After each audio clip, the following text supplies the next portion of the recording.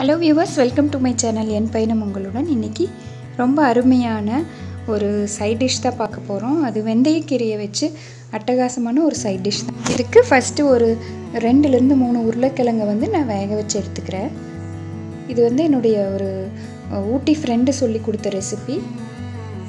அவங்க இந்த மாதிரி அடிக்கடி செய்வோம் அப்படின்னு சொல்லியிருந்தாங்க. ரொம்பவே டேஸ்ட்டாக இருக்கும். சப்பாத்தி, ரைஸ் எல்லாத்துக்குமே ரொம்ப பொருத்தமான ஒரு சைட் டிஷ்னு சொல்லலாம். ஸோ உருளைக்கிழங்கு வேக வச்சு எடுத்துக்கலாம். அதுக்குள்ளே வெந்தயக்கீரையை நல்லா சுத்தம் பண்ணி கழுவி அலசி எடுத்து வச்சுக்கலாம். இப்போ உருளைக்கிழங்கு வெந்தாச்சு, தோல் உரித்து நான் எடுத்து வச்சுட்டேன்.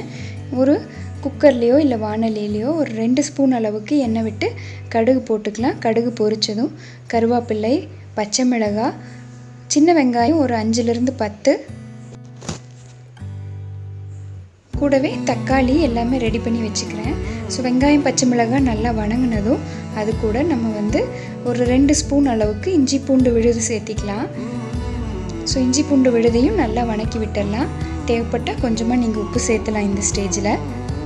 ஸோ இப்போ தக்காளி விதை நீக்கி எடுத்து வச்சுருக்கேன். 2 தக்காளியை நல்லா அது சேர்த்தி அதையும் வணக்கி விட்டுறேன். கொஞ்சமாக உப்பு போட்டுக்கிறேன், தக்காளி சீக்கிரமாக வணங்கணுங்கிறதுக்காக. உப்பு போட்டு ஒரு 3 நிமிஷம் சிம்மில் வச்சிட்றேன்.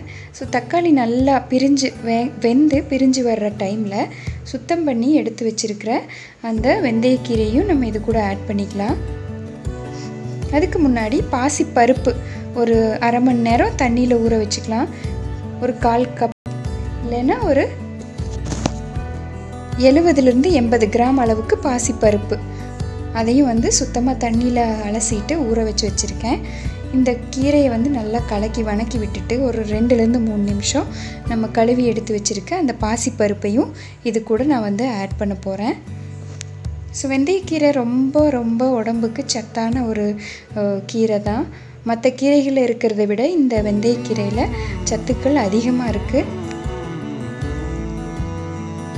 ஸோ இப்போ நல்லா அந்த கீரையை ஒரு 2-3 நிமிஷம் வணக்கி விட்டுட்டு கழுவி எடுத்து வச்சுருக்க அந்த பாசிப்பருப்பையும் நான் ஆட் பண்ணுறேன். பாசிப்பருப்பை ஆட் பண்ணிவிட்டு நம்ம தோல் உரித்து வச்சுருக்க உருளைக்கிழங்கு அதையும் இது கூட சேர்த்திக்கலாம். உருளைக்கிழங்கு சேர்த்தியாச்சு. இப்போ 1 ஸ்பூன் அளவுக்கு மஞ்சத்தூள், 1-1.5 ஸ்பூன் அளவுக்கு மிளகாத்தூள், கொஞ்சமாக ஒரு அரை ஸ்பூன் அளவுக்கு கரம் மசாலா, 2 ஸ்பூன் அளவுக்கு மல்லித்தூள் ஆட் பண்ணிக்கிறேன். இப்போ மறுபடியும் கொஞ்சம் உப்பு சேர்த்திக்கிறேன். நல்லா இதை கலக்கி விட்டுடலாம். ஸோ நல்லா கலந்து தண்ணி விட்டு குக்கரை அப்படியே க்ளோஸ் பண்ணி ஒரு 2 விசில் விடுற வரைக்கும் அது நல்லா குக் ஆகட்டும்.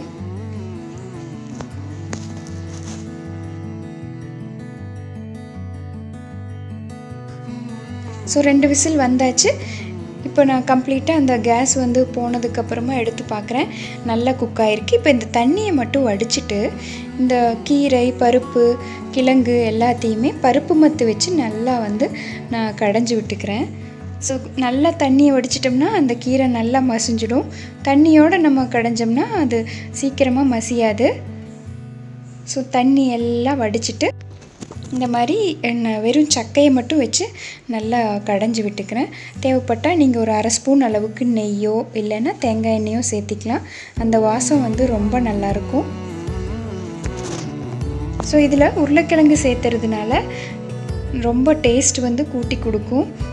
இப்போ நல்லா கடைஞ்சதுக்கப்புறமா நம்ம வடித்து வச்ச அந்த தண்ணி இருக்கு இல்லையா, அதையும் ஆட் பண்ணி கலந்து நம்ம வேறு ஒரு பவுலுக்கு மாற்றிடலாம்.